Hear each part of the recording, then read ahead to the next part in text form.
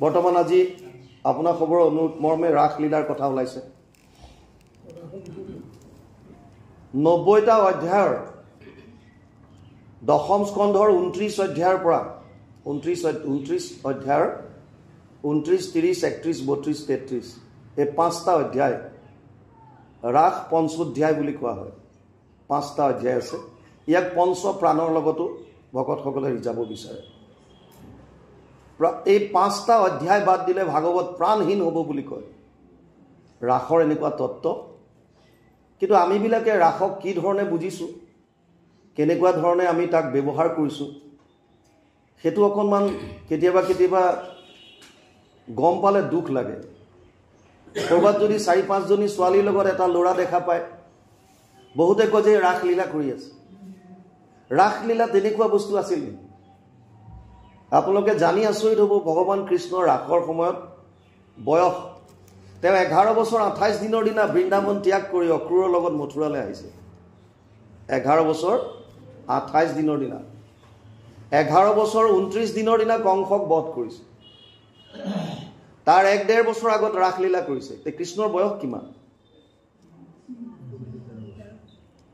আমি মহাৰাস বুলি কওঁ ডাঙৰ কৃষ্ণ উলিয়াবলৈ কওঁ শাস্ত্ৰই কি কৈ আছে তেওঁ শিশুলীলা কংসক বধ কৰোঁতে তেওঁৰ বয়স কিমান তাৰ 1.5 বছৰ আগত ৰাসলীলা কৰিছে লক্ষ্মীনাথ বেজবৰুৱাদেৱে তেওঁ লিখিছে যে সেই সময়ত কৃষ্ণৰ হয়তো বয়স 8 পৰা 10 বছৰৰ ভিতৰত আছে তে 8 পৰা 10 বছৰৰ বয়সৰ কৃষ্ণৰ প্ৰতি প্ৰেম কাৰ হৈছে যাৰ স্বামী আছে পত্নী কাৰোবাৰ মাতৃ বুঢ়ী গোপী আহিছে এটো কি দৈহিক কামনা বাসনা সম্ভৱ নেকি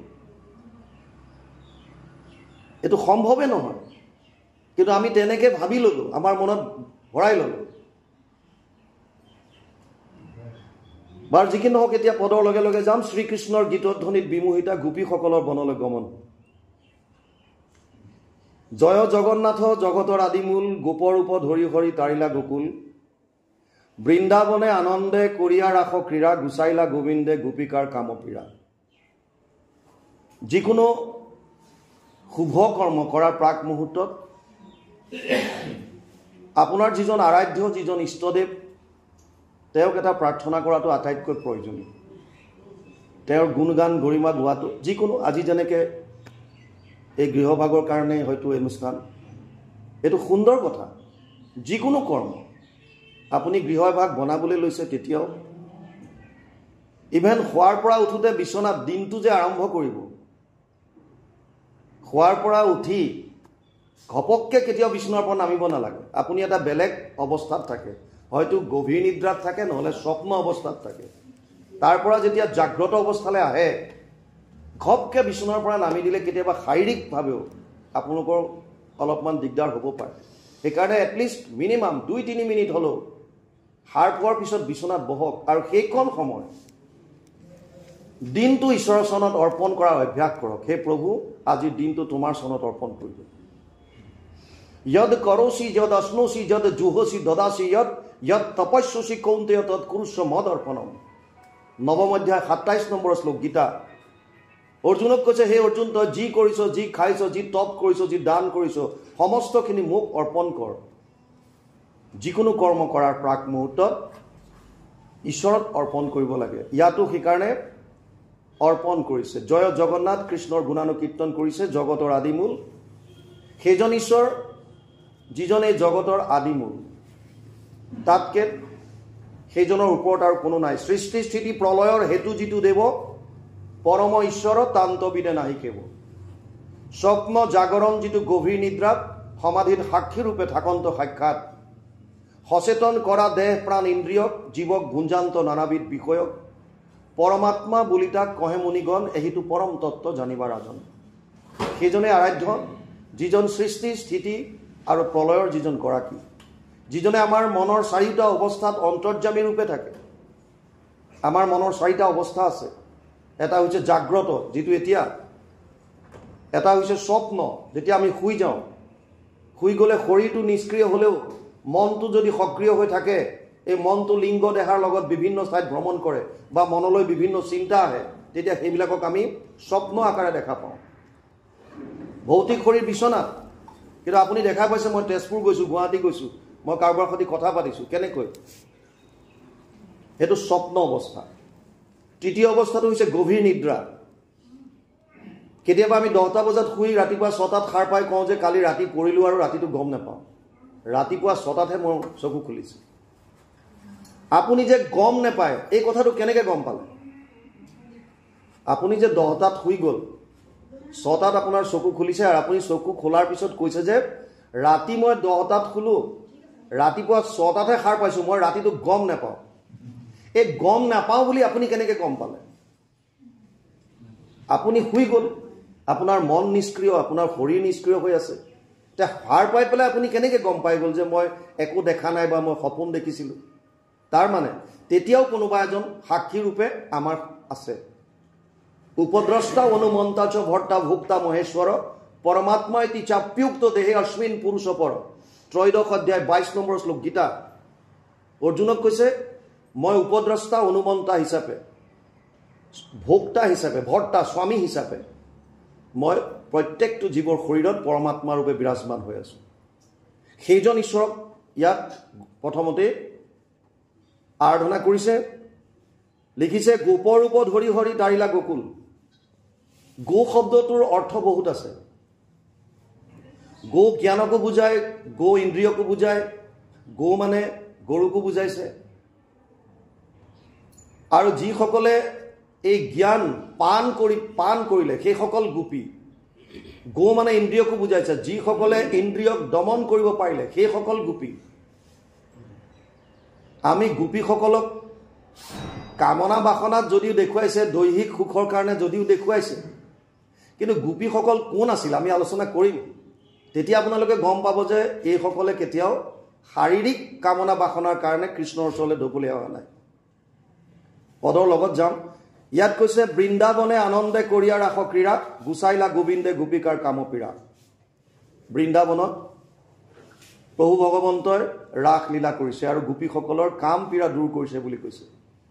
এই ৰাসৰ কথা আলোচনা কৰাৰ আগত দুটা কথা আপোনালোকে বুজি ল'ব লাগিব। প্ৰথমটো হৈছে গোপীৰ বস্ত্ৰহৰণ, দ্বিতীয়টো হৈছে ভগৱান কৃষ্ণৰ গোবৰ্ধন ধাৰণ। এই দুটাৰ লগত ৰাস ক্ৰীড়াৰ ওতঃপ্ৰোতভাৱে জড়িত হৈ আছে। ভগৱান কৃষ্ণই প্ৰথমতে সেইসকল গোপিনীৰ বস্ত্ৰহৰণ কৰিছে। গোপীসকলে কাৰ পূজা কৰিছে, কাৰ ব্ৰত ৰাখিছে? কাত্যায়নী। কাত্যায়নী বুলি কোনো দেৱী নাই। আৰু যদিও কাত্যায়নী দেৱীৰ তেওঁ ব্ৰত কৰিছে, দেখা দিছে সি কোনে? ভগৱান কৃষ্ণই। কৃষ্ণৰ ব্ৰত কৰিছোঁ বুলি ক'লে যিহেতুকে সমাজত শুনিবলৈ অকণ বেয়া লাগিব, সেইকাৰণে তেওঁলোকে নাম এটা দি লৈছে কাত্যায়নী। কিন্তু আল্টিমেটলি হৃদয়ৰ পৰা তেওঁলোকে কাৰ কৰি আছে, কাক বিচাৰি আছে? কৃষ্ণক। কৃষ্ণই যিখিনি বস্ত্ৰ হৰণ কৰিছে ইয়াক গোপিকাৰ মায়াৰ বস্ত্ৰ। মায়াৰ আৱৰণটো আগতে আঁতৰাই দিলে যে মই কোন এবাৰ বুজি লোৱা, তোমালোক মই কোন এইটো বুজি লোৱা। মায়াৰ বস্ত্ৰখিনি আৱৰণ আঁতৰালে আৰু তেওঁ স্পৰ্শ কৰি পুনৰ দি দিছে যে যাতে মোক তোমালোকে গম পোৱা যে মই আচলতে কোন। দ্বিতীয়তে তেওঁই যে ভগৱান, 7 বছৰ বয়সৰ ভগৱান কৃষ্ণই 7 দিন 7 ৰাতি গোবৰ্ধন কেৰাঙুলিয়ে ধৰি দাঙি আছে। এইটো কি সাধাৰণ মানুহৰ কাৰণে সম্ভৱ হ'ব পাৰে? অসম্ভৱ। গোপীসকলৰ ভাগবিলাকো বুজি লওক। কেইবা ধৰণৰ গোপী আছিল। 1 লাখ শ্লোকৰ বেদত যিবিলাক ঋচাই, যিবিলাক মন্ত্ৰই ভগৱান কৃষ্ণৰ বৰ্ণনা কৰাত বিফল হ'ল বা প্ৰভু ভগৱন্তৰ বৰ্ণনা কৰিব নোৱাৰিলে, এই বেদৰ মন্ত্ৰবিলাক বা ঋচাবিলাক গোপী ৰূপ ধাৰণ কৰি আহিছে। 1 নম্বৰ কথা, বেদ ৰূপা গোপী বুলি কয়। ঋষি ৰূপা গোপী আছে।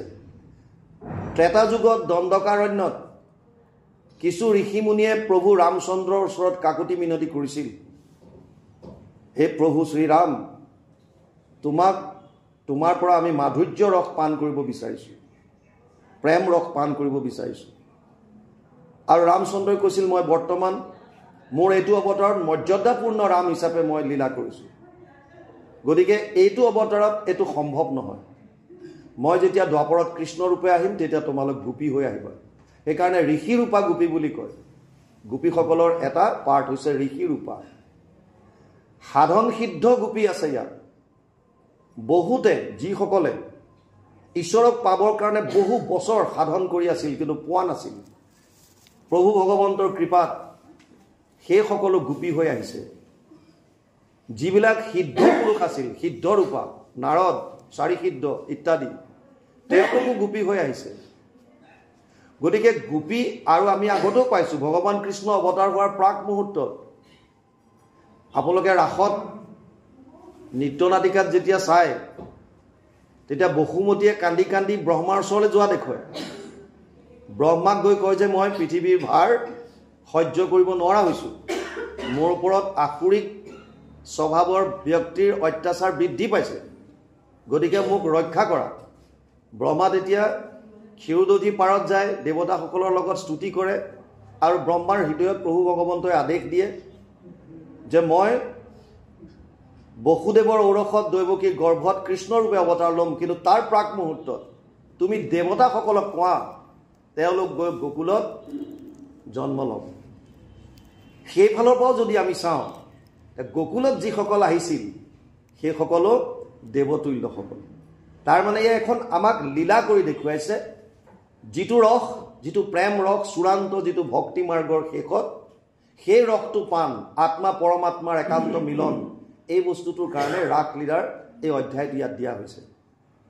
ইয়াত এতিয়া কৈছে, শুনিওক বুদ্ধজন জনম সাফলি কাম জয় নামে এইটো কেশৱৰ খেলি। প্ৰথমে গুৰুজনাই ইয়াক কাম জয় বুলি কৈছে। যিটো অৱতাৰ, যিটো লীলাৰ কথা ইয়াত এতিয়া ক'ব, ৰাসলীলাৰ কথা, এই ৰাসলীলা শ্ৰৱণ কৰিলেও কাম জয় হয় বুলি কৈছে। কামনা বাসনাৰ পৰা জয় হ'ব পাৰে, কামনা বাসনাক দমন কৰিব পাৰে। মুখ্য যেবে পাইবা পাপ কৰিয়া নিৰ্যান, কৃষ্ণ কথামৃত কৰা কৰ্ণ ভৰি পান। মনুষ্য জীৱন অতি দুৰ্লভ। শংকৰাচাৰ্যই কৈছে তিনিটা দুৰ্লভ বস্তু আছে। দুৰ্লভম ত্ৰায়মেৱাত দেৱানুগ্ৰহ কাৰকম, মনুষ্যত্ব, মুমুক্ষত্ব, মহাপুৰুষ সংশ্ৰয়া। তিনিটা দুৰ্লভ বস্তুৰ প্ৰথমটো হৈছে মনুষ্যত্ব প্ৰাপ্তি। 84 লাখ জনী ভ্ৰমণ কৰাৰ পাছত 100 কোটি জন্মান্তৰে হোৱে মহাভাগ, নৰ শৰীৰক জীৱে তেবে পাৱে লাগ। বহুত পুণ্যৰ ফলত আমি এইটো শৰীৰ পাইছোঁ, আৰু মানুহৰ শৰীৰ পোৱাৰ পাছত মনুষ্যৰ পৰা মনুষ্যত্ব প্ৰাপ্তি কৰাটো দুৰ্লভ বস্তু বুলি লিখিছে। মানুহটো বহুত আছে, অগণন মানুহ আছে, কিন্তু এইখন সমাজতে ধৰ্ষণ হৈ আছে, লুণ্ঠন হৈ আছে, ডকাইতি হৈ আছে, চোৰ হৈ আছে। আজি দুদিন আগত মোৰ নলবাৰীত অনুষ্ঠান আছিল, ভাগৱতৰ অনুষ্ঠান। অনুষ্ঠানৰ শেষত গম পালোঁ, আমাক কোৱা নাছিলে, খবৰ দিয়া নাছিলে, যে অনুষ্ঠানত আহিবৰ কাৰণে এজন মানুহে ঘৰৰ পৰা যেতিয়া ওলাইছে, গাড়ী এখন আহি ৰৈছে, দুজনমান মানুহ নামি আহিছে, আৰু আহি পেলাই তেওঁৰ পটককৈ বন্দুক মূৰত লগাই দিলে, ৰিভলভাৰ ভিতৰলৈ লৈ গ'ল, আৰু ডকাইতি কৰি গোটেই বস্তু কাঢ়ি গুচি গ'ল, লুটপাট কৰি। এতিয়াৰ কথা। তাৰমানে ভাগৱতো শুনি আছোঁ, ধৰ্মও কৰি আছোঁ, ভাৰততকৈ ধাৰ্মিক দেশ চাগে নাই আৰু।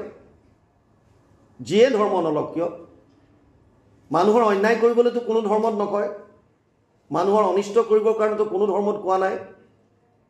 আৰু আমি চব ধাৰ্মিক, চব ধৰ্ম কৰি আছোঁ, কিন্তু লগে লগে আমি অন্যায় কৰি আছোঁ। মনুষ্যৰ পৰা মনুষ্যত্ব প্ৰাপ্তি অতি দুৰ্লভ। দ্বিতীয় দুৰ্লভ বস্তু হৈছে মুখ্য প্ৰাপ্তি, ঈশ্বৰমুখী হোৱা। মুখ্য মুক্তিকো বুজায়, ঈশ্বৰমুখী হোৱাটো অতি দুৰ্লভ। অৰ্জুনক গীতাত কৈছে, মনুষ্যানাম সহস্ৰেষু কচ্চিত যততি সিদ্ধায়া যততাম আপি সিদ্ধানাম কচিত মাম বেত্তি তত্ত্বতঃ। 7ম অধ্যায় 3 নম্বৰ শ্লোক গীতা। হে অৰ্জুন, হাজাৰজন মানুহৰ মাজত কোনোবা এজন মোৰ ওচৰলৈ আহিবলৈ চেষ্টা কৰে, ইচ্ছা কৰে। 1000ৰ মাজত এজন, তাকো তেনেকুৱা আকৌ এজন এজনকৈ 1000ৰ মাজত কোনোবা এজনেহে মোৰ তত্ত্বটো বুজি পায়। গতিকে যদিও আমি ভকতৰ শাৰীত, ধাৰ্মিকৰ শাৰীত অগণন মানুহ দেখিছোঁ, মাত্ৰ গন্তিম, মুষ্টিমেয় কেইজনমানহে ওলাবলৈ। মনৰ ভাৱ শুদ্ধ নহয়, জীৱৰ প্ৰতি ভাল ভাৱ নাই। কাক কেনেকৈ দ্বেষ কৰোঁ, কাৰ কেনেকৈ অন্যায় কৰোঁ, কাক কেনেকৈ লেং মাৰি পেলাওঁ, কাৰোবাৰ উন্নতি চাবত দেখিব নোৱাৰোঁ। ঈশ্বৰৰ ওচৰলৈ আমি যাব বিচৰা নাই। আৰু তৃতীয়টো হৈছে মহাপুৰুষৰ সংশ্ৰয়। মহাপুৰুষৰ সংগ পোৱা, ভকতৰ সংগ পোৱা এইটো দুৰ্লভ। এই দুৰ্লভ মনুষ্যটো পোৱাৰ পাছত কেৱল মনুষ্য শৰীৰ আছে, ই 4 পুৰুষাৰ্থ কৰিব পাৰে। যদিও ভাগৱত ধৰ্ম বা এখন হয়নাম ধৰ্ম এই 4 পুৰুষাৰ্থৰ ওপৰত ধৰ্ম প্ৰয়োজিত কেইতৱ ভাগৱতত 2য় শ্লোকত লিখিছে। মুখ্যৰ কথাৰ ওপৰতো যিজনে ওপৰত উঠিল, তাৰমানে নিষ্কাম যিজন, মুক্তিটো নিষ্পৃহা যিটো, সেই সকলৰ কাৰণে। তথাপিও মানুহৰ জীৱনতহে কেৱল 4 পুৰুষাৰ্থ কৰিব পৰা সুবিধাটো দিছে, বাকী কোনো যোনিত নাই। এই যোনিবিলাকৰ 3টা ভাগ, এটা ঊৰ্ধ্ব যোনি দেৱতাসকল, অধোযোনি কীট পতংগ পোক পৰুৱা জীৱ জন্তু, আৰু মধ্যত আছো আমি মনুষ্য। ঊৰ্ধ্বযোনি কেতিয়া পায়? যেতিয়া প্ৰাৰব্ধত অকল পুণ্য আহে। কেতিয়ালৈকে থাকিব পাৰিব? তে ত্বম ভুক্ত্বা স্বৰ্গলোক বিশালম ক্ষীণে পুণ্যে মৰ্তলোকম বিশন্তি। নৱম অধ্যায় 21 নম্বৰ শ্লোক গীতা। হে অৰ্জুন, তেতিয়ালৈকে স্বৰ্গত জীৱ থাকিব পাৰিব যেতিয়ালৈকে তাৰ পুণ্য আছে। প্ৰাৰব্ধত যদি কেৱল পাপ আহিল তেতিয়াহ'লে অধোযোনি কীট পতংগ পোক পৰুৱা যত যিমান আছে, যেতিয়ালৈকে পাপ থাকিব তেওঁলোকে নিজৰ শৰীৰ ত্যাগ কৰিব নোৱাৰে। আৰু জানি আচৰিত হ'ব, লাগিলে দেৱতাই হওক, লাগিলে অধোযোনিৰ জীৱ জন্তুৱে হওক, এই 2টা যোনি কেৱল ভোগৰ যোনি। ভোগ মানে যিটো প্ৰাৰব্ধ লৈ আহিছে, ফল ভোগ কৰিবলৈ লৈ আহিছে, সেইটো খতম কৰালৈকে, শেষ হোৱালৈকেহে সেইটো শৰীৰ ধাৰণ কৰি থাকিব পাৰিব। যেতিয়াই প্ৰাৰব্ধ শেষ হ'ব তেতিয়াই যাব। মনুষ্য যোনি পাবৰ কাৰণে 100 কোটি জন্মান্তৰে হৈ মহাভাগ, নৰ শৰীৰক জীৱে তেৱে পাৱে লাগ। যেতিয়া পাপ পুণ্যৰ মিশ্ৰণ পাব প্ৰাৰব্ধত, তেতিয়া মানুহৰ যোনি পাব। মানুহৰ যোনিত সুখ আৰু দুখ সেইকাৰণে 2টা আছে। যিখিনি পাপ লৈ আহিছোঁ তাৰ কাৰণে দুখ পাওঁ, যিখিনি পুণ্য লৈ আহিছোঁ তাৰ কাৰণে সুখ পাওঁ। পাপ পুণ্যৰ মিশ্ৰিত কৰ্ম লৈ অহাৰ কাৰণে মানুহৰ যোনিত সুখ আৰু দুখ 2টা থাকে। এতিয়া এইটোৱে যোনি এটা যোনি য'ত আমি ভক্তি কৰিব পাৰোঁ, য'ত 4 পুৰুষাৰ্থ কৰিব পাৰোঁ, অৰ্থাৎ ধৰ্ম অৰ্থ কাম মুখ্য। আপোনালোকে যদি ক্ৰমটো চাই তেতিয়াও বুজি পাব যে এই মানুহৰ যোনিত 4 পুৰুষাৰ্থ কৰিবলৈ ক্ৰমটো ক'ৰ পৰা আৰম্ভ কৰিছে? প্ৰথম ধৰ্মৰ পৰা। ধৰ্মৰ পাছতহে অৰ্থ আহিছে, অৰ্থৰ পিছত কাম দিছে, কামৰ পিছত মুখ্য দিছে। কিন্তু অতি ইণ্টাৰেষ্টিং কথা যে আমি 2টা বস্তু বাদ দিছোঁ। ধৰ্মটোৰ কথাটো বাদ দিলোঁ, মুখ্যৰ কথাও আমি চিন্তা নকৰোঁ, এই মাজৰ 2টাত লাগি আছোঁ। তাৰমানে টকা পইচা লাগে, অৰ্থ আৰু তৃষ্ণা পূৰণ কৰিব লাগে, বছ। সেইকাৰণে আহাৰ নিদ্ৰা ভয় মৈথুনাম চ সমানমিতত পশুভীৰ নৰনম। যদি কেৱল আহাৰ খাবলৈকে যদি জীয়াই আছোঁ, নিদ্ৰা কেৱল শুবলৈ, ভয় মৃত্যুৰ কাৰণে, আৰু সংসাৰ বৃদ্ধি মৈথুন, যদি এই 4টা কামেই কৰি আমি জীয়াই আছোঁ, তেতিয়াহ'লে আমাৰ আৰু পশুৰ মাজত একো পাৰ্থক্য নাই বুলি কৈছে। মানুহক শ্ৰেষ্ঠ কোনে কৰিছে? ধৰ্ম হি তেষাম অধিক বিশেষ ধৰ্মে না হীনা পশুভীৰ সমান। ধৰ্মই মানুহক শ্ৰেষ্ঠ কৰিছে। ধৰ্ম মানে হিন্দু, মুছলমান, শিখ, ইছাই এইবিলাক ধৰ্ম নহয়। এয়া হৈছে একোটা সম্প্ৰদায়, ঈশ্বৰ উপাসনা কৰাৰ একোটা মাৰ্গ। যদিও আমি কওঁ এইটো হিন্দু ধৰ্ম, এইটো ইছলাম ধৰ্ম, এইটো অমুক ধৰ্ম, এইটো তমুক ধৰ্ম, ধৰ্ম যিটো আমি ধাৰণ কৰি ৰাখিছোঁ, যিটো ধৰি ৰাখিছোঁ, সেইটোৱে ধৰ্ম। আমি ধাৰণ কৰি ল'লোঁ, মই ভাৰতৰ, মই অসমৰ, মই অসমীয়া, মই কেওট, মই কছাৰী, মই আহোম, মই বামন, মই কিবা ধাৰণ কৰি আছোঁ। আৰু যিটো বুলি আপুনি ভাবিছে আপুনি সেইটোৱে হ'ব। ছোৱালী এজনীয়ে বা ল'ৰা এটাই সৰুৰে পৰা যদি ধাৰণ কৰি লয় যে মই ছোৱালী, চলন ফুৰণ কথা বতৰা যদি তেনেকৈ কৰি থাকে সৰুৰে পৰা, ল'ৰাটোৱে মই ছোৱালী ধাৰণ কৰি ল'লে, মই ছোৱালী নিচিনাকে, বছ ছোৱালী, কথা বতৰা খোৱা বোৱা চাল চলন চব ছোৱালী নিচিনাকে। আৰু ডাঙৰ হ'লে এতিয়া ভাৰতত লিংগ পৰিৱৰ্তন কৰি সঁচাকৈ ছোৱালী হৈ গৈছে। আপুনি কি ধাৰণ কৰি আছে? সেইকাৰণে মনুস্মৃতিত ধৰ্মৰ 10টা লক্ষণ দিছে। এইটো সকলো সম্প্ৰদায়ৰ কাৰণে। ধৃতি ক্ষমা দম অস্তেয় শৌচম ইন্দ্ৰিয় নিগ্ৰহ ধীৰ বিদ্যা সত্যম অক্ৰোধ দশকম ধৰ্ম লক্ষণ মনুস্মৃতিত লিখিছে। প্ৰথম হৈছে কি ধাৰণ কৰোঁ? ধৃতি। দ্বিতীয় হৈছে ক্ষমা ভাৱ আছেনে নাই? সৰুতে আমাক কোনোবাই কিবা এটা ক'লে এতিয়ালৈকে পুহি ৰাখিছোঁ, যিদিনাই চান্স পাম তাক সেইদিনাই দিম। কিয়? এই দ্বেষটো কিহৰ কাৰণে, কাৰ কাৰণে? যিজনে আপোনাক ক'লে সি হয়তো পাহৰি গ'ল, আপুনি বছৰ বছৰ ধৰি মনত ৰাখিছে, ই মোক এদিন অপমান কৰিছে, তাৰ পুতক তুলিম। নাই, যদি ক্ষমা কাৰোবাক কৰিব পাৰে ক্ষমা কৰি দিয়ক। যদি কাৰোবাৰ ওচৰত ক্ষমা খুজিবলগীয়া আছে হাত জোৰ কৰি ক্ষমা খোজক, মোৰ ভুল হৈ গ'ল, ক্ষমা কৰি দিয়া, লেঠাটো চেচ কৰক, মনটো ক্লিয়াৰ ৰাখক। ধৃতি, ক্ষমা, দম। ইয়াত দুটা বস্তু দিছে মনুস্মৃতি, এটা দিছে দম, এটা দিছে ইন্দ্ৰিয় নিগ্ৰহ। জেনেৰেলি দম মানে ইন্দ্ৰিয়ৰ ওপৰত দমন, কিন্তু ইয়াত ইন্দ্ৰিয় নিগ্ৰহ বেলেগে দিয়াৰ কাৰণে ইয়াত জ্ঞানীসকলে কৈছে দমটোৱে মনৰ ওপৰত কণ্ট্ৰল বুজাইছে। তাৰমানে মন আৰু ইন্দ্ৰিয়ৰ ওপৰত যিজনৰ সংযম আছে। ধৃতি, ক্ষমা, দম। অষ্ট্ৰেয় মানে বেলেগৰ বস্তু চুৰ কৰি ননা। শৌচম, পবিত্ৰতা। পবিত্ৰতা দুই ধৰণৰ। শৌচম স দ্বিবিধম প্ৰোক্তম বাহ্যম অভ্যন্তৰম তথা মৃজলাভ্যাম স্মৃতম বাহ্যম ভাৱশুদ্ধি তথান্তৰম। দুই ধৰণৰ পবিত্ৰতা আছে। এটা হৈছে বাহ্যিক, যিটো আমি ক'ৰবালৈ ওলাই গ'লে বা কেনিবা আমাৰ কৰিলে বাহ্যিকতাত গুৰুত্ব দিওঁ, খুব ধুনীয়াকৈ ঘঁহি ঘঁহি বিৰাট শৰীৰটো চাফ চিকুণ কৰি ধুনীয়া বস্ত্ৰ আদি পৰিধান কৰোঁ, স্প্ৰে কিবা কিবি কৰোঁ, এইবিলাক হৈছে বাহ্যিক।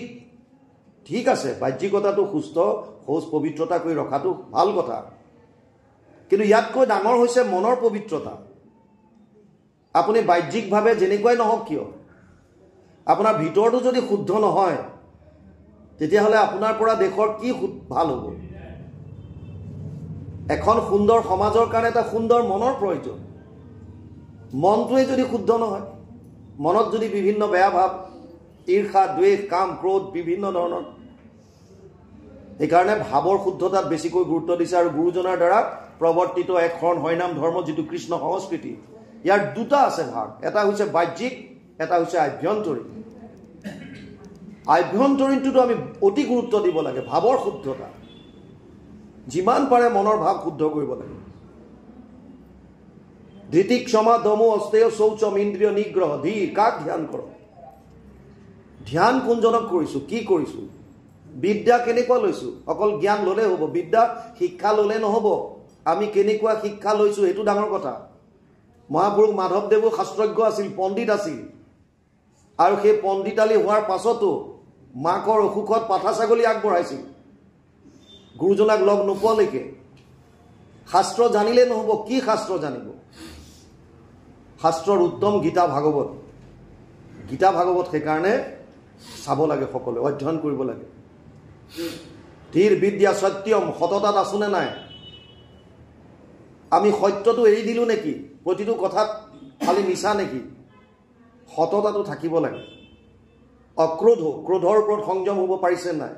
এতিয়া এই যিখিনি গুণ প্ৰত্যেক সম্প্ৰদায়ৰ প্ৰত্যেকজন ব্যক্তিৰ যদি থাকে, তেতিয়াহ'লে তেওঁ যেনেকৈ যি নকৰক কিয় আমাৰ কি আহে যায়? সুন্দৰভাৱে আমি চলিব পাৰিম। কিন্তু এই ধৰ্মটো আমি ৰখা নাই। বাকীবিলাক বস্তুৱেও নিজৰ নিজৰ ধৰ্ম ধাৰণ কৰি ৰাখিছে। জুই নিজৰ ধৰ্ম, তাপ আছে, প্ৰকাশ দিয়ে, সংস্পৰ্শত আহিলে জ্বলাই দিয়ে। জুই ধৰ্ম কেতিয়াও এৰা নাই। পানীৰ ধৰ্ম শীতল, নিম্নগামী। পানীৰ ধৰ্ম পানীয়ে ৰাখিছে। চেনীৰ ধৰ্ম মিঠাপন। নিজৰ নিজৰ ধৰ্ম চবেই ৰাখিছে, বস্তু হওক ব্যক্তি হওক। আমি নিজস্ববিলাক এৰি গৈ আছোঁ। ইয়াত কৈছে এতিয়া 4 পুৰুষাৰ্থৰ ধৰ্ম। সততাৰ মাজেৰে যদি আপুনি অৰ্থ উপাৰ্জন কৰে, তাত কোনো বাধা দিয়া নাই। আপুনি সততাত থাকি নিজৰ কৰ্তব্যৰ দ্বাৰা, শাৰীৰিক পৰিশ্ৰমৰ দ্বাৰা যদি অৰ্থ উপাৰ্জন কৰিছে, আপুনি কোটি কোটি টকা উপাৰ্জন কৰক, কোনে মানা কৰিছে? কোনেও মানা কৰা নাই। কোনে কৈছে যে ঈশ্বৰৰ নাম ল'বৰ কাৰণে যে দুখীয়া হ'ব লাগিব, বৈৰাগ্যী হ'ব লাগিব, সন্ন্যাস ব্ৰত ধাৰণ কৰিব লাগিব? ক'ৰবাত লিখা আছে নেকি এনেকুৱা? নাই, কোনো কথা নাই। কোনে কৈছে যে ভকত এজনে গাড়ী চলাই যাব নোৱাৰে, ভকত এজনে গাড়ী লৈ পেলাই যাব নোৱাৰে? কিবা লিখা আছে নেকি? ক'তো নাই। আপুনি অজস্ৰ ধন টকা পইচা কৰক, কিন্তু পাহৰি নাযাব সততাৰ কথাটো। সততাত থাকিব লাগিব। সত্যটো লাগিব। সত্যৰ মাজেৰে ধন ঘটাৰ পৰিৱৰ্তে অৰ্জুনক গীতাত কৈছে, আশা পাশা সতেৰ বদ্ধ কাম ক্ৰোধ পৰায়ণ ইহন্তে কাম ভোগাৰ্থম অন্যায়ন অৰ্থ সঞ্চয়ন। 8 অধ্যায় 12 নম্বৰ শ্লোক গীতা। অৰ্জুনক কৈছে, হে অৰ্জুন, আশাৰ পাশত বন্দী হৈ মানুহে অন্যায়ৰ দ্বাৰা অৰ্থ সঞ্চয় কৰাত লাগিল। আৰু হয়, যিমান দুৰ্নীতি পাইছে, হাজাৰ কোটি টকাৰ কেলেংকাৰী যিমান আহিছে, কিহৰ কাৰণে? সব দুৰ্নীতিৰ দ্বাৰা কিহৰ কাৰণে হৈছে এইবিলাক? ভাবিছে ধন টকা পইচাই সুখ দিব।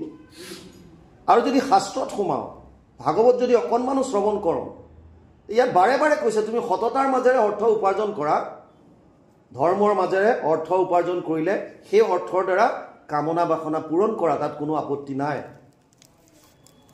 কোনেও কোৱা নাই কামনা বাসনা পূৰ্ণ নকৰিবলৈ। আপুনি মানৱ হিচাপে আহিছে, আপোনাৰো কিছুমান কামনা আছে, তৃষ্ণা আছে। সততাৰ মাজেৰে সংসাৰ নিৰ্বাহ কৰিবৰ কাৰণে, জীৱনটো পালন কৰিবৰ কাৰণে আপুনি মিনিমাম যিখিনি লাগে শৰীৰৰ কাৰণে সেইখিনি আপুনি কৰক। আৰু তাৰ পাছত যদি এই তিনিটা আমি মানি যাওঁ, মুখ্য অট'মেটিকেলি আহিব।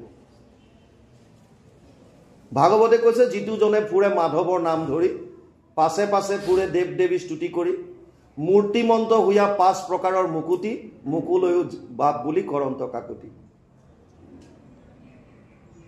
এই 5 প্ৰকাৰৰ মুকুতিয়ে মোক লৈ যোৱা বুলি কাকতি কৰে। কিন্তু মুক্তিৰ কাৰণে, বিশেষতে 4 পুৰুষাৰ্থৰ কাৰণে মনুষ্য জীৱন পাবই লাগিব। সেইকাৰণে ব্ৰহ্মায়ো ইচ্ছা কৰে, ভাৰত বৰিষ ধন্য কলিযুগ, হৰি হৰি হৰি হৰিয়ে, হৰি হৰি হৰি ব্ৰহ্মাৰো প্ৰাৰ্থনী, নৰতনু অনুপাম। 14 লোকৰ একেবাৰে ওপৰত আছে ব্ৰহ্মলোক, য'ত ব্ৰহ্মা বিৰাজমান। তেওঁ মানুহৰ শৰীৰ ধাৰণ কৰিবলৈ ইচ্ছা কৰিছে। কিয়? কেৱল ভক্তিৰ সুবিধাটো আমাক দিছে, আৰু আমি সেই সুবিধাটো পায়ো যদি আমি নকৰোঁ, তেতিয়াহ'লে জীৱন্ততে মৃত সিটো ভাতৃৰ নিশ্বাস বুলি কৈছে গুৰুজনে। ইয়ালৈকে কৈছে শৰৎ, তাৰপিছত আহিছে শৰৎ কালৰ ৰাত্ৰি আতি বিতোপন, বহুবিধ পুষ্পে বিকশিত বৃন্দাবন, দেখি যোগমায়া বলে হৰিকে তহিত, ৰাস ক্ৰিয়া কৰিতে কৃষ্ণৰ বৈল চিত্ত। বস্ত্ৰহৰণৰ সময়ত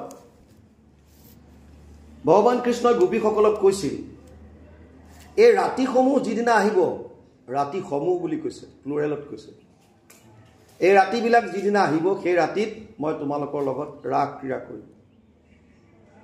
আৰু এবছৰৰ পাছত ঠিক পূৰ্ণিমাৰ দিনা ভগৱান কৃষ্ণই বৃন্দাবনত যেতিয়া গৈছে, এই ৰাতিবিলাকে মূৰ্তিমন্ত ৰূপ ধাৰণ কৰি কৈছে, প্ৰভু আপোনাৰ আদেশ মৰ্মে আমি আহিছোঁ।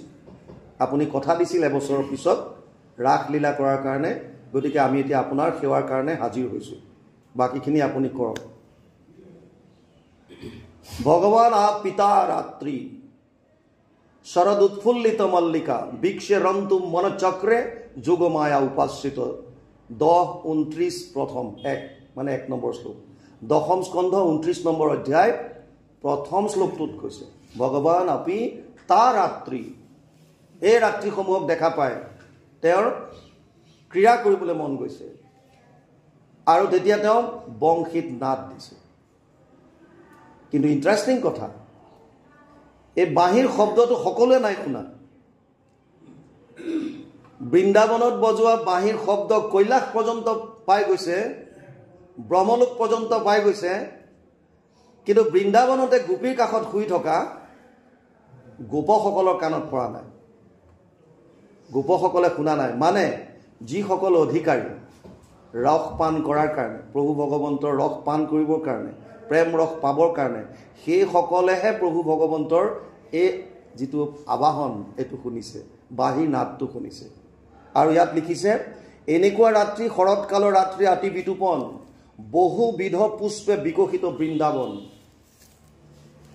জেনেৰেলি একোটা ঋতুত পাৰ্টিকুলাৰ কিছুমান ফুলহে ফুলে কিন্তু সেই সময়ত এনেকুৱা হৈছে যে বসন্ত ঋতুৰ ফুল সেই সময়ত ফুলিছে সমস্ত ঋতুৰ ফুল আহি সেই সময়ত বিকশিত হৈছে যি সময়ত প্ৰভু ভগৱন্তই ৰাসলীলা কৰাৰ ইচ্ছা কৰিছে ইয়াত লিখিছে বহুবিধ পুষ্পে বিকশিত বৃন্দাবন দেখি যোগমায়া বলে হৰিকে তহিত ৰাস ক্ৰীড়া কৰিতে কৃষ্ণৰ বৈল চিত্ত কৃষ্ণৰ তিনিটা শক্তি আছে এটা কৈছে চিত শক্তি এটা হৈছে মায়া শক্তি আৰু এটা হৈছে জীৱ শক্তি এই কোটি কোটি ব্ৰহ্মাণ্ডৰ সৃজন পালন সবে তিনিটাৰ দ্বাৰা হৈ আছে চিত শক্তিটো তেওঁৰ অন্তৰংগ শক্তি এটো স্বভাৱ শক্তি স্বৰূপ শক্তি পৰা শক্তি বিভিন্ন নাম আছে শাস্ত্ৰত এটা হৈছে মায়া যাৰ তিনিটা গুণ আছে সত্যম ৰজস্তম ইতি গুণ প্ৰকৃতি সম্ভৱা 14 অধ্যায় 5 নম্বৰ শ্লোক।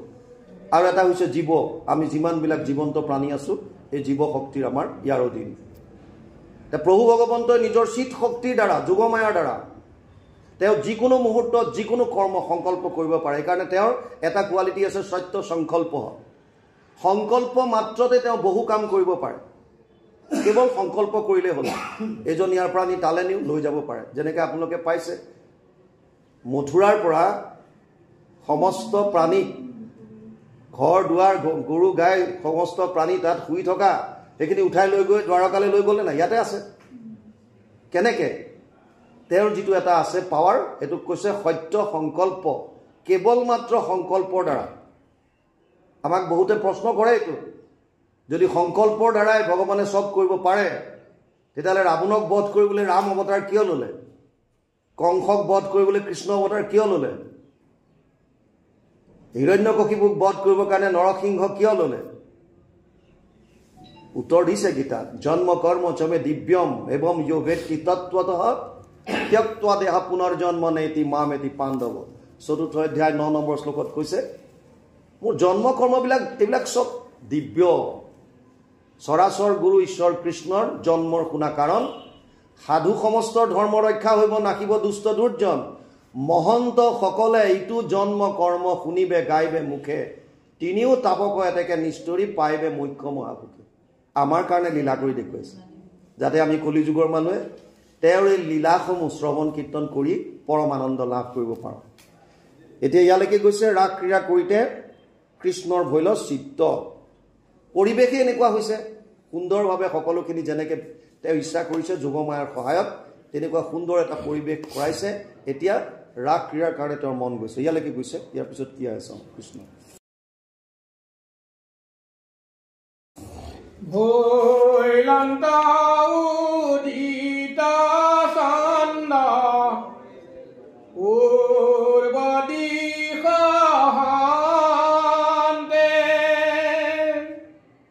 কামাতুৰ স্থিৰ যেন সন্তাপ মাৰ্জন্তে অখণ্ড মণ্ডল চন্দ দেখিলন তহৰি কুংকুমে অৰুণ লক্ষ্মী মুখ পদ্ম সৰি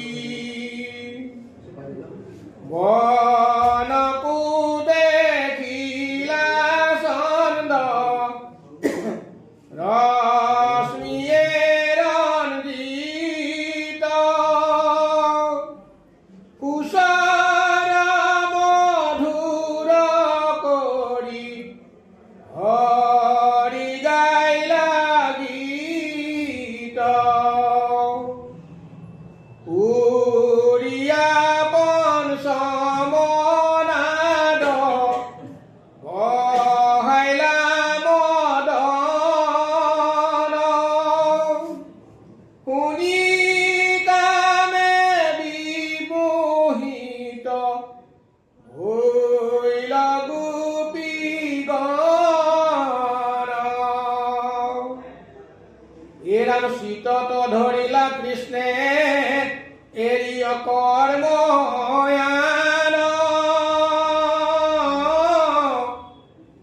মধুৰ মূৰ্তিক মাত্ৰ মনে কৰ ধ্যান। কৃষ্ণক দেখিতে উত্ৰা উলহুয়া বৰ ধনী নিৰীক্ষণে সবে দিলে কল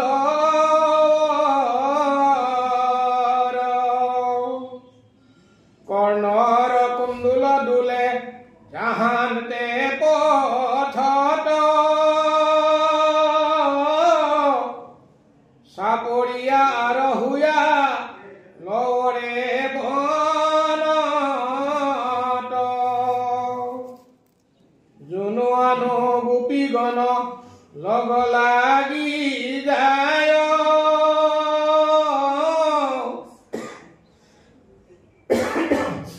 কুশলই অলক্ষিত সতী আশব কৃষ্ণ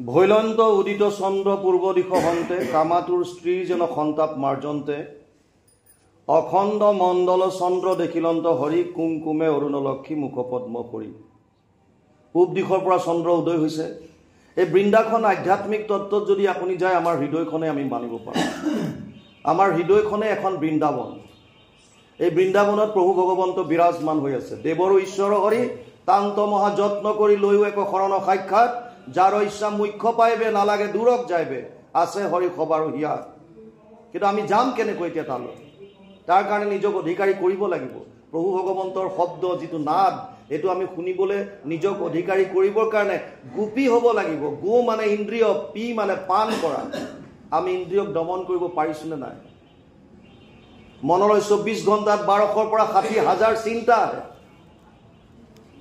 আমেৰিকান এটা এজেন্সিয়ে ৰিচাৰ্চ কৰি উলিয়াইছে মানুহৰ মনলৈ 24 ঘণ্টা 1200 পৰা 60,000টা চিন্তা আহে আৰু জানি আচৰিত হ'ব ইয়াৰ শতকৰা 80টা বেয়া চিন্তা ব্যৰ্থ চিন্তা নেগেটিভ থটছ 20টা চিন্তা মাত্ৰ ভাল আহে মনটোৱে যদি আমাৰ খেলিমেলি হয় তেতিয়াহ'লে ইন্দ্ৰিয়বিলাক দমন কেনেকৈ কৰিব পাৰিম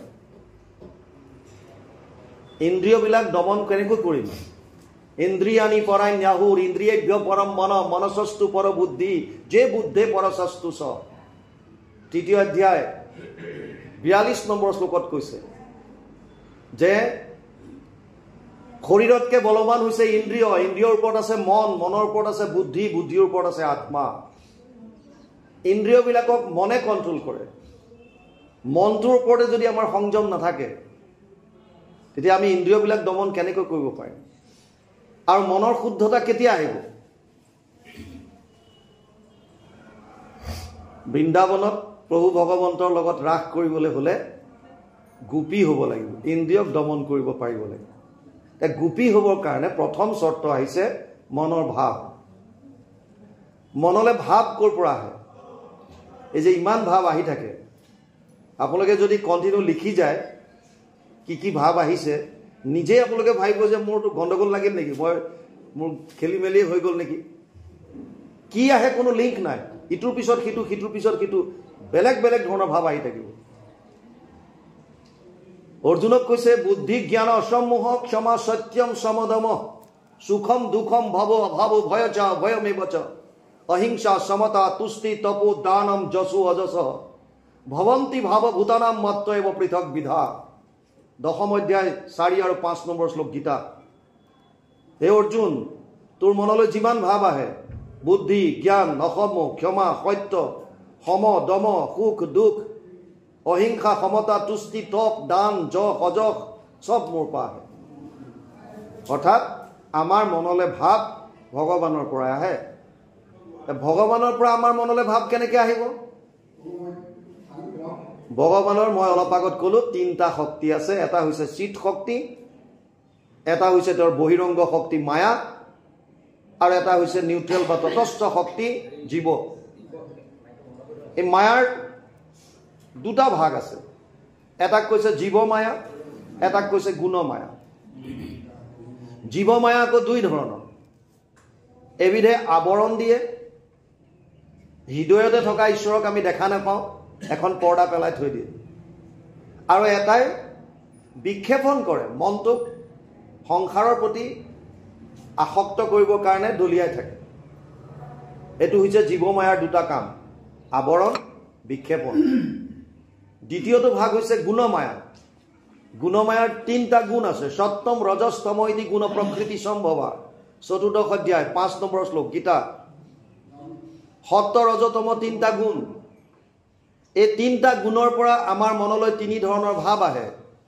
সত্য গুণৰ পৰা সাত্বিক ভাৱ ৰজগুণৰ পৰা ৰাজসিক ভাৱ আৰু তমগুণৰ পৰা তামসিক ভাৱ যেতিয়া সত্য গুণ বাঢ়িব সাত্বিক ভাৱ আহিব তত্ৰ সত্বম নিৰ্মলত্বাৎ প্ৰকাশকম অনাময়ম সুখ সঙ্গেন বদনাতি জ্ঞান সঙ্গেন চানগ চতুৰ্দশ অধ্যায় 6 নম্বৰ শ্লোক গীতা সত্যগুণটো নিৰ্মল তত্ৰ সত্ত্বম নিৰ্মলত্বা প্ৰকাশকম ই প্ৰকাশময় পোহৰ দিয়ে আপোনাৰ হৃদয় প্ৰকাশিত কৰিব অজ্ঞানবিলাক নাইকিয়া কৰিব সত্যগুণ যেতিয়া বাঢ়ে মানুহ ধীৰস্থিৰ হয় শান্তিৰে বহি থাকিব পাৰে ঈশ্বৰমুখী হ'বলৈ মন যায় দহৰ কল্যাণ কৰিবলৈ মন যায় সুখ আৰু জ্ঞানৰ লগত ইয়াক বান্ধে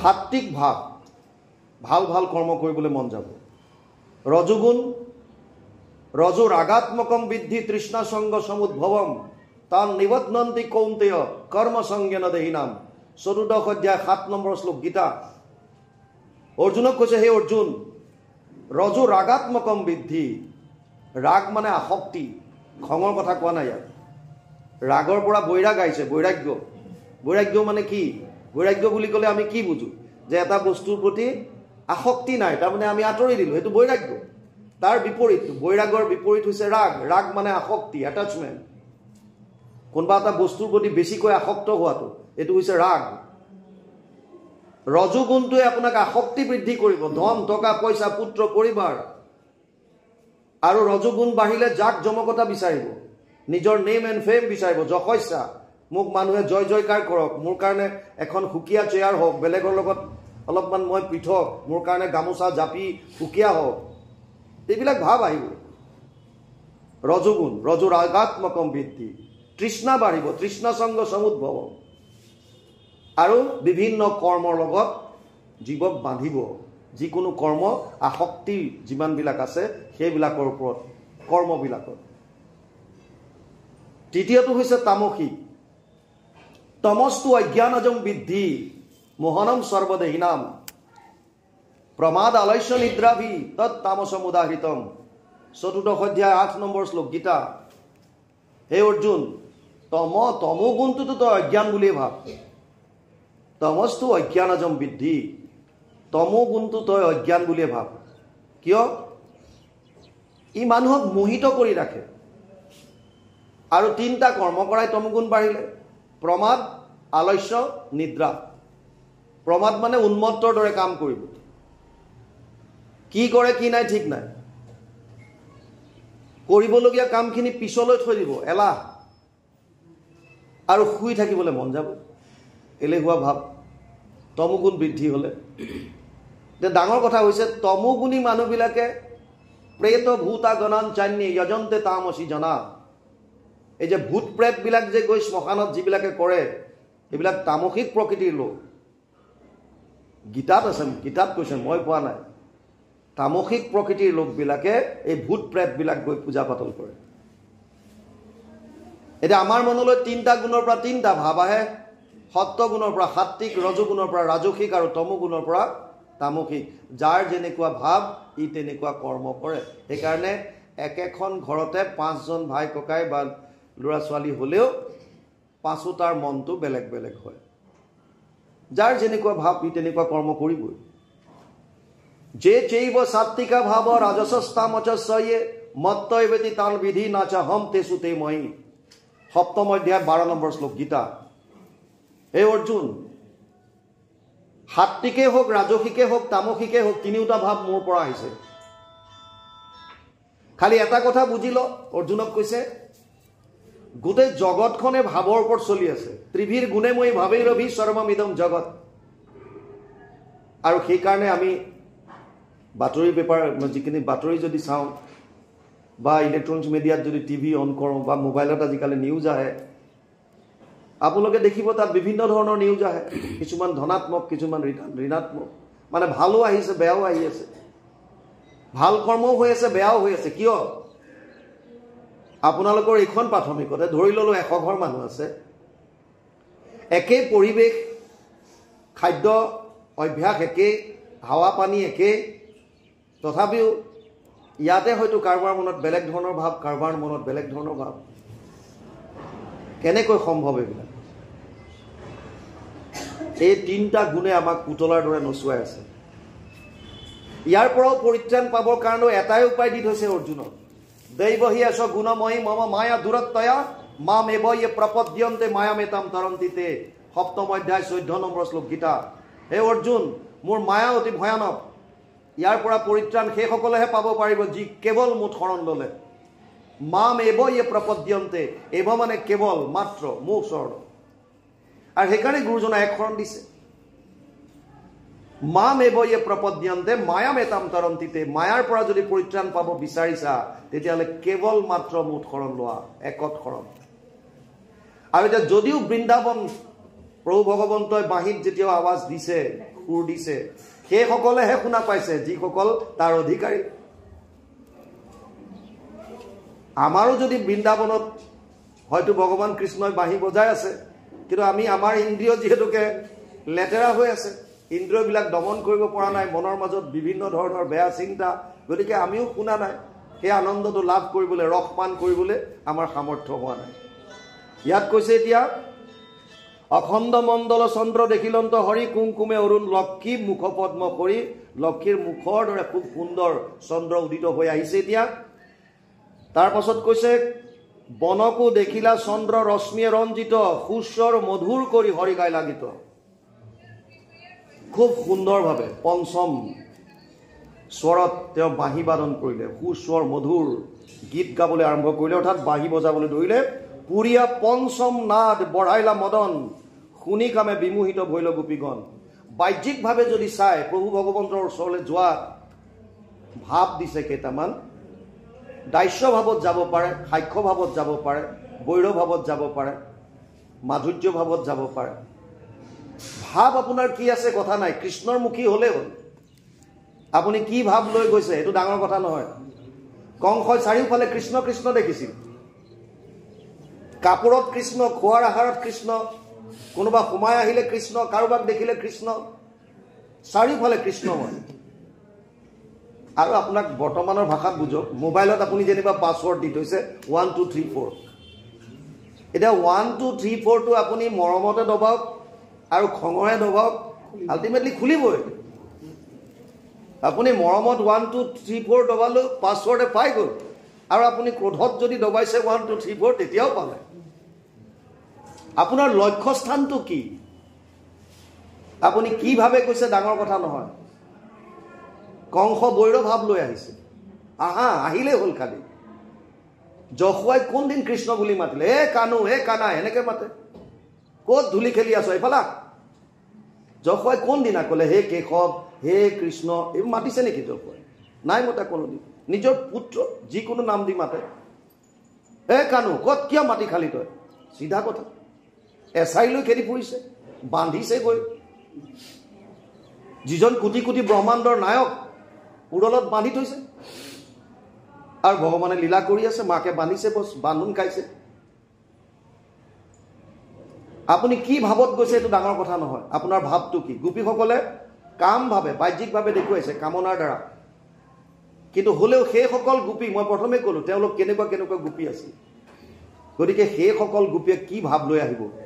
ইয়াত এতিয়া কৈছে, চিতত ধৰিলা কৃষ্ণে এৰি কৰ্ম আন, মধুৰ মূৰ্তিক মাত্ৰ মনে কৰি ধ্যান, কৃষ্ণক দেখিতে উত্ৰাৱল হুয়া বৰ, ধ্বনি নিৰীক্ষণে সবে দিলে কলৰ। চিতত ধৰিলা কৃষ্ণ এৰি কৰ্ম আন, কেৱল মনত কৃষ্ণক ধৰিলে। তস্মাৎ সৰ্বেষু কালেষু মাম অনুস্মৰ, মোক স্মৰণ কৰ মাত্ৰ। আৰু গোপীসকলে এইটোৱে কৰিছে। কৃষ্ণৰ অকণমান নাদ শুনাৰ লগে লগে, বংশীৰ ধ্বনি শুনাৰ লগে লগে ঘৰৰ যত কৃত্য আছিলে চব বাদ দিলে, কৃষ্ণত মগন হৈ গ'ল, কৃষ্ণৰ নাম শুনিবলৈ ল'লে। কেৱল কৃষ্ণময় হৈ গ'ল হৃদয়, ৰূপ ধাৰণ কৰিলে। ইয়াত কৃষ্ণৰ ৰূপ হৃদয়ত ধাৰণ কৰি ল'লে, বাকী কৰ্মত এতিয়া কোনো ধৰণৰ মন নাই। উদ্ধৱক যেতিয়া পঠাইছিল ভগৱান কৃষ্ণই, উদ্ধৱ এজন জ্ঞানী, বৃহস্পতিৰ শিষ্য, জ্ঞান মাৰ্গৰ চূড়ান্ত নিদৰ্শন হৈছে উদ্ধৱ।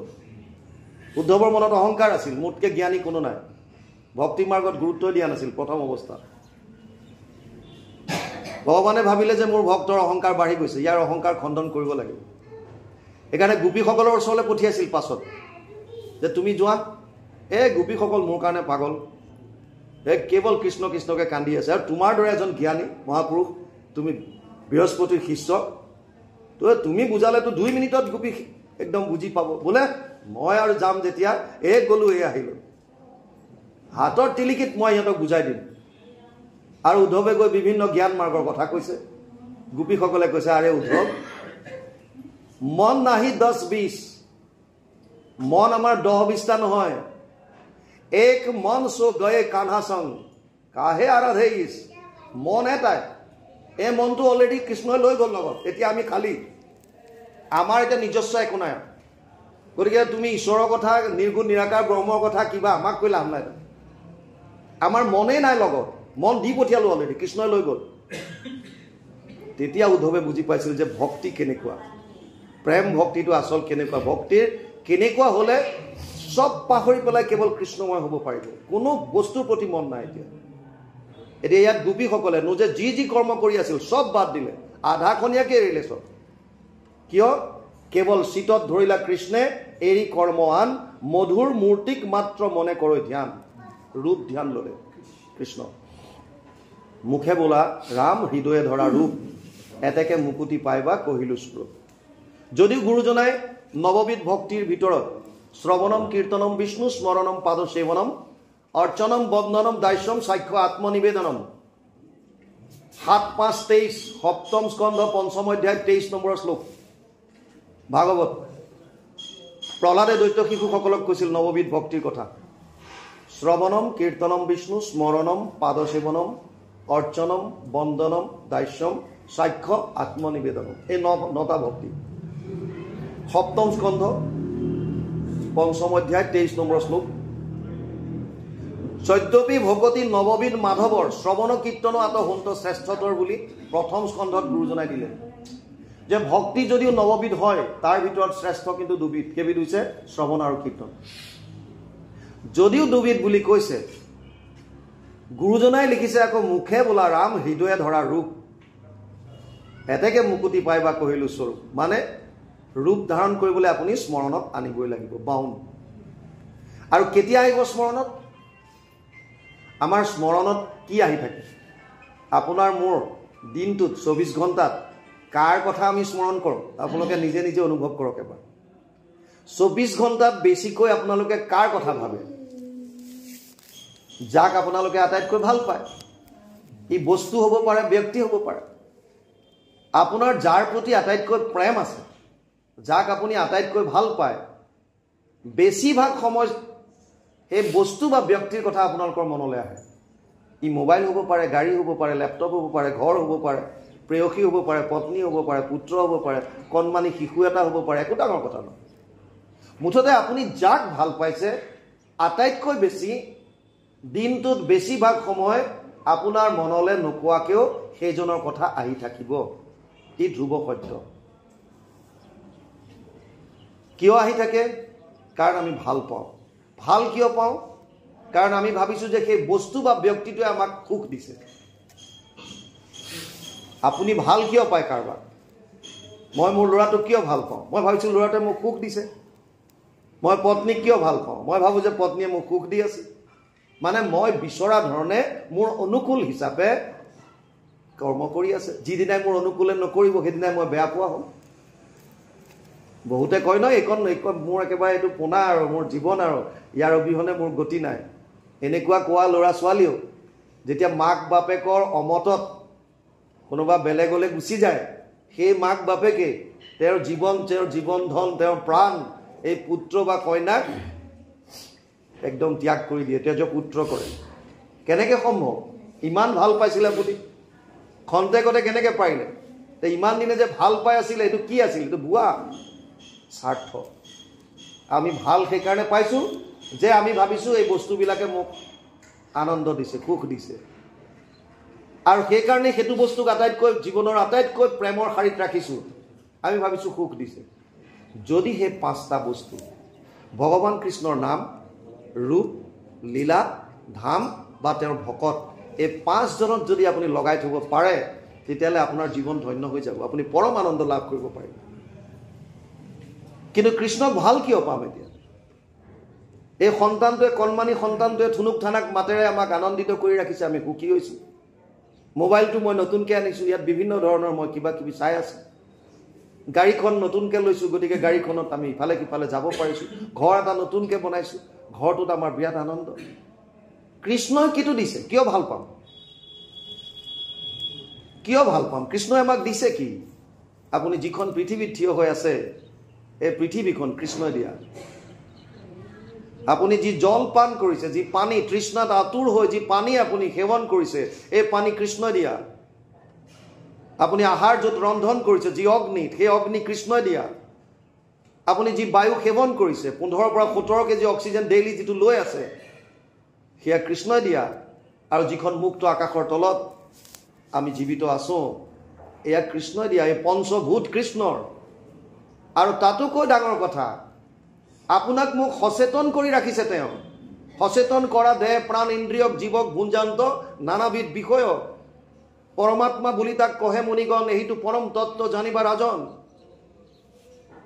কাৰণ এজন মানুহৰ মৃত্যু হলে একে হাত ভৰি নাক মুখ সব থাকে আপুনি যেতিয়া ৰাতিপুৱা গম পায় আজি অমুক বাপ জনা গ'ল আমি দা এখন লৈ যাওঁ দা সংস্কাৰত যাব লাগিব আৰু গৈ দেখা পাওঁ যে মানুহজন যোৱা নাই ঘৰৰ চোতালত শুৱাই থৈছে ওপৰত বগা কাপোৰ এখন দি থৈছে আৰু সবে চাই চাই কৈ আছে বেচেৰাটো কালি সন্ধিয়া কথা পাতিছিলোঁ আজি পুৱাই গ'লগে আৰে গ'ল কোন সেইটো মানুহটো শুই আছে কালি যিজন দেখিছিলোঁ সেইজনে শুই আছে আৰু সবে চাই চাই কৈ আছে বেচেৰাটো বৰ ভাল মানুহ আছিল আজি পুৱাই গ'লগে একে হাত ভৰি নাক মুখ ইন্দ্ৰিয় সব আছে কিন্তু হলেও সবে কৈ আছে যে ই গ'ল তাৰ মানে যিজন গ'ল সেইজন আজিলৈকে যাক আমি ৰমেশ দিনেশ বুলি কৈ আছিলোঁ সেইটো নহয় এই ৰমেশ দিনেশ জনটো ইয়াতে পৰি আছে গ'ল কোনজন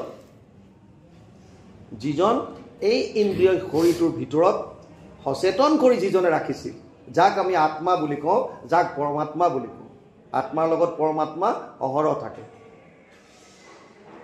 বিস্তাৰ গৰ্তত থকা কীৰ্তুৰ গাতো আত্মা আছে তাতো পৰমাত্মা বিৰাজমান ভগৱানে প্ৰত্যেক জেগাত আছে যত দেখা যত শুনা ভূত ভৱিষ্যত স্থাৱৰ জংগম এইটো সমস্ত জগত কৃষ্ণ ব্যতিৰেকে একো বস্তু নাহি জানা সমস্ত জগত কৃষ্ণ হেন মনে মানা গোটেই জগত কৃষ্ণময় ক'ত পৰা মুক্তি পাব ক'ত আছে কৃষ্ণবিহীন কি আছে সব কৃষ্ণময় মাথো আমাৰ আৱৰণ শক্তিৰ কাৰণে আমি দেখা পোৱা নাই সেইকাৰণে উদ্ধৱকো কৈ আছিল ভাগৱতত সমস্ত ভূতত ব্যাপী আছো মই হৰি সবাকো মানিবা তুমি বিষ্ণু বুদ্ধি কৰি আৰু গুৰুজনাই হয়তো গমো পাইছিল যে মানুহে এইটো যদিও কৈছো এইটো সকলোৱে নোৱাৰিব সেইকাৰণে পিছত এটা কলম দিছে সমস্ত ভূতত বিষ্ণু বুদ্ধি নুহি যাবে কায়ো বাক্য মনে অভ্যাসিবাই এইভাবে অভ্যাস কৰা কৈ দিলে এইটো নহব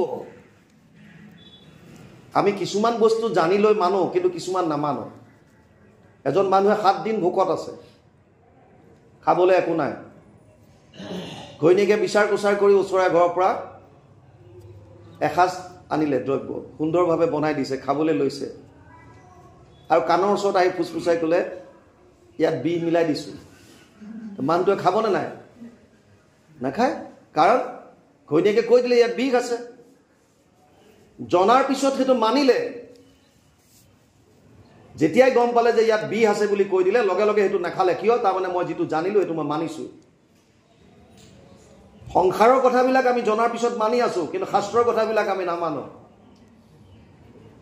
শাস্ত্ৰত কৈ আছে কুকুৰৰ শ্ৰীগালৰ গৰ্দৰ ভৰ আত্মা ৰাম জানিয়ে সবাকো পৰি কৰিবা প্ৰণাম আপোনাক দীঘল দি পৰিবলৈ কোৱা নাই কিন্তু সকলোৰে জীৱ জন্তুৰ নিজৰ নিজৰ প্ৰকৃতিৰ মতে থাকিবলৈ দিয়ক অত্যাচাৰটো নকৰিব গছ বন তহিলং কৰি পেলাই প্ৰকৃতিৰ ওপৰত অত্যাচাৰটো নকৰিব যোন যেনেকৈ আছে থাকিব দিয়ক